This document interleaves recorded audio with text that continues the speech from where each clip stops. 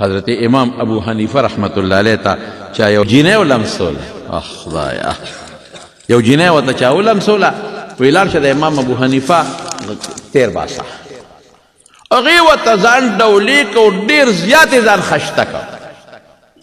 دومره ځان ښکلې کو بناو سینګار کې راله امام صاحب ته هغه ورته اړو نظر نه کو بیا لاړه وایي څه چلو شوي ګورې م راته بیا چې یو څو ځله راله امام صاحب ورته اړو ګوري نو حالانکه ښکلې جینۍ انتخاب یې وله کړو چې د امام صاحب خطا کړو عالمانو دشمنان خو پاره زمانه کې شته د خدای نه چې څوک نه یېرېږي د ملا دشمن ما ته بعضې خلک وایي دا بعضې خلک علماو پسې خبرې کوي یو کنځل کوي مې دې پړه کې د خدای یره نشته چې د خدای یره نشته نو دا ګیله ترې مه کوه ولې ملا دوی ته څه ښیي عقیده ورته ښیي د پیغمبر ورته ښیي خدای ورته ښیي چې یو انسان په تا خدای پیژني پیغمبر در باندې پیژني تا ته دیني او اسلامي اخلاق ښیي قرآن درته ښیي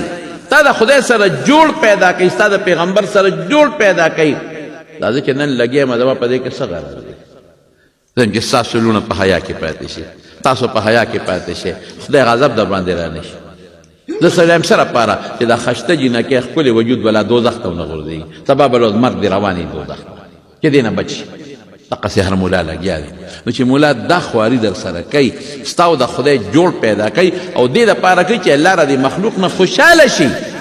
د الله پیغمبر د دې مخلوق نه خوشحاله شي ته بیا هم ورپسې کنځل کوې نو تا کې د خدای یاره نشته که